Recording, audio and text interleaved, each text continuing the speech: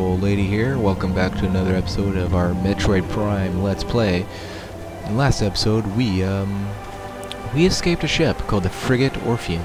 We killed the Parasite Queen, and we escaped the ship after it was about to blow up. We saw our old rival Metroid, and yeah, we escaped and landed on this unknown world with beautiful music, I might add. I just love. You know, I'll turn down the volume and let you guys listen.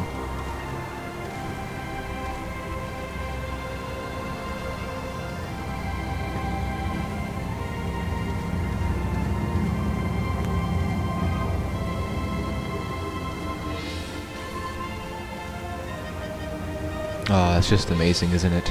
So yeah, this place, if you go to your map, it's called the landing site with 5 doors. 5 doors, each leading their own way. Which one can we go through right now? Well, obviously we are quite limited because we don't have our our suit abilities anymore, like morph ball or charge beam or missiles. So there's some places we can't access yet.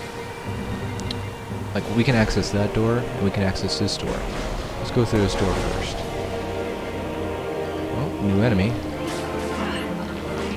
New creatures. Morphology, seedling, plant-based ground feeder. Dorsal spines can be ejected in self-defense. I'm not even attacking you. What are you talking about? These guys will shoot their spikes, and they will hold on to you.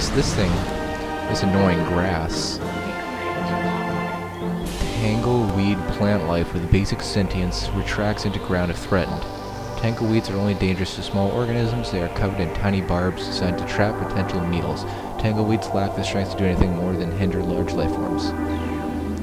So yeah, you can walk through it, but you will go slow. A good way is just to shoot at it, and it will go into the ground, allowing you to run through here pretty fast.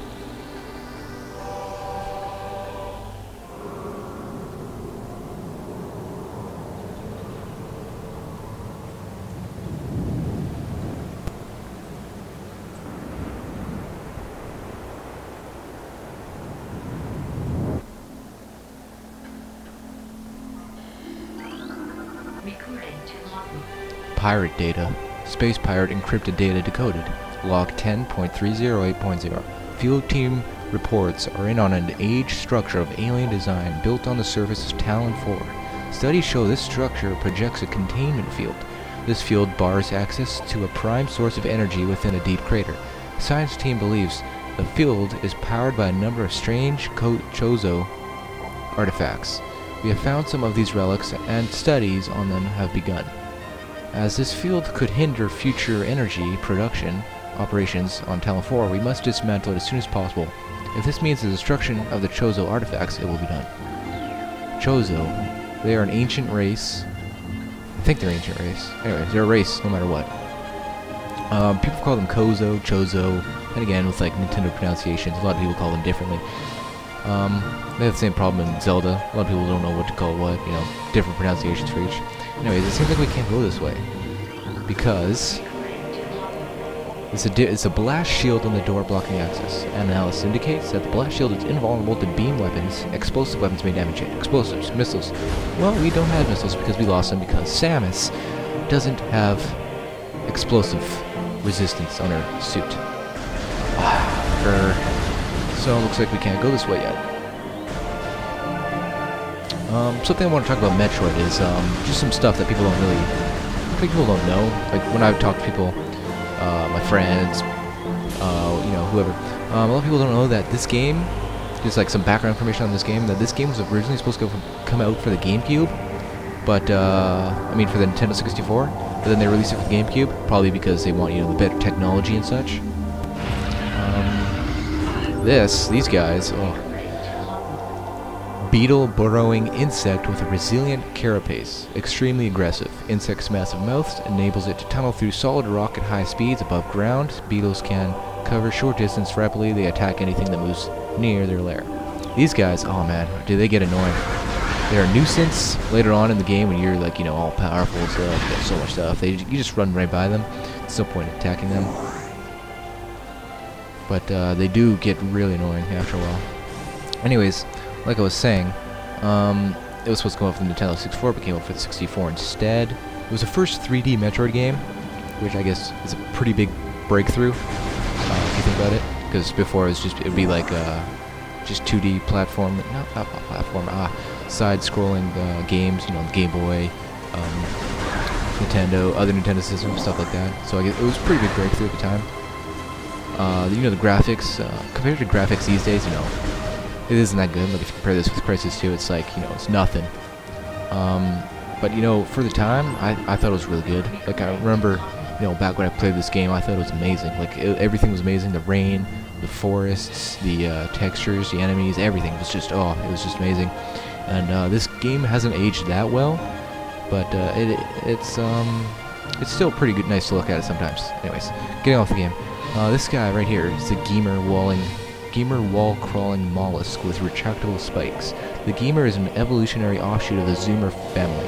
When threatened, it extends its lethal spikes and retracts its head deep into its armored carapace. Basically what you're saying is you can't attack it because it runs away like a little girl and hides. You can only attack from a distance, I think, or maybe you can attack it.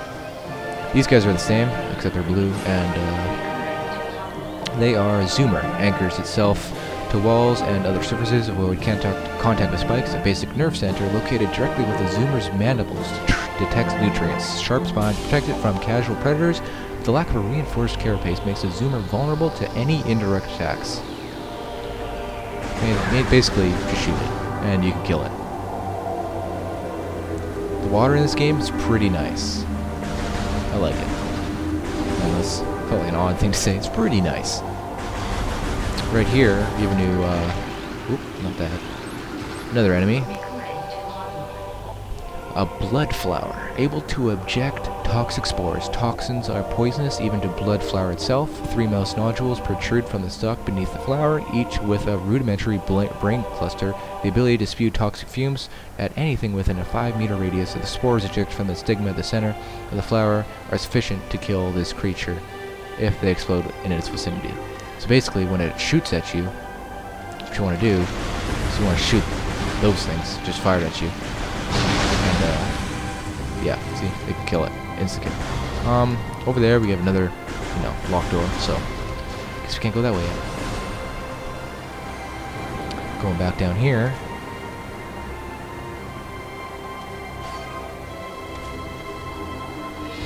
Oh. More beetles. Alright.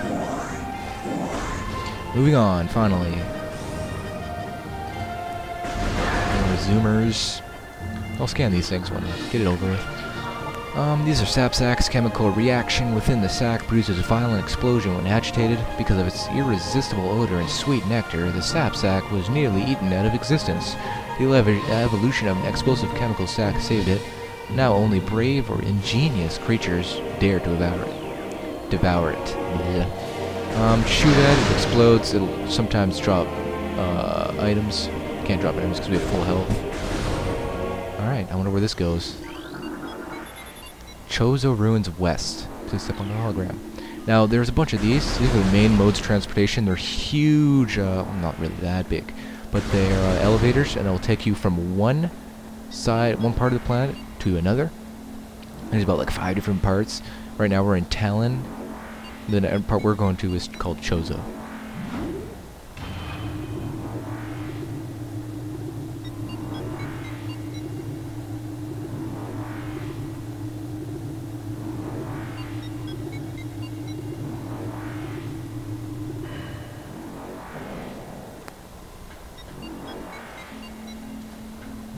Oop, oh my god, come on. I didn't want to go back down. Ugh.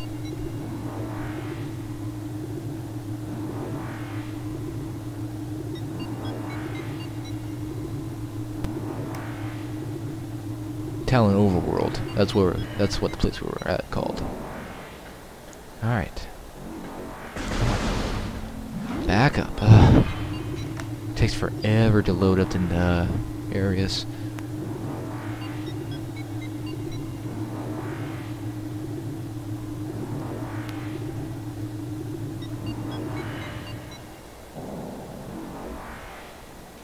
Alright.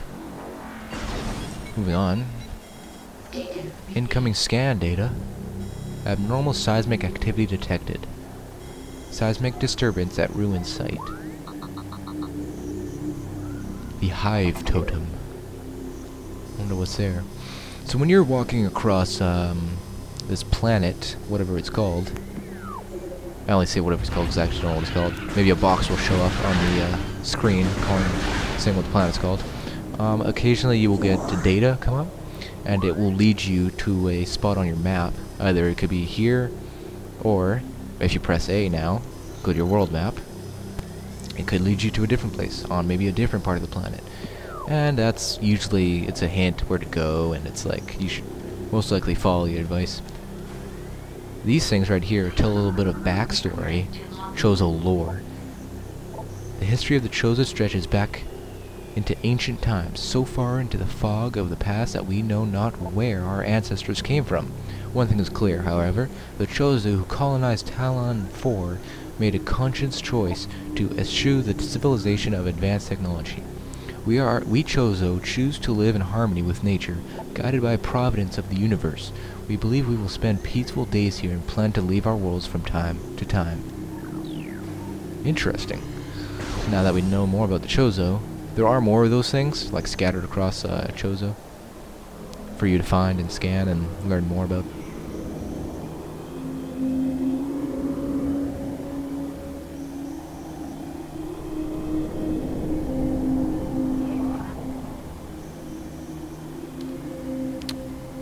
This is Chozo place. I already forgot what it's called. Oh my god. Chozo Ruins, yeah, right. Okay, Chozo Ruins. Can't believe I forgot what it's called already. Anyways, I think right now would be a good time to end this episode off. So, because we're running a bit low on time here. Or maybe not. Anyways. So, next time on the Metroid Prime Let's Play, hopefully we can get farther into the Chozo Ruins, the place which I forgot what his name was. I can't believe that. And hopefully we can learn more about this planet we're on and what's going on. So I'll see you guys then.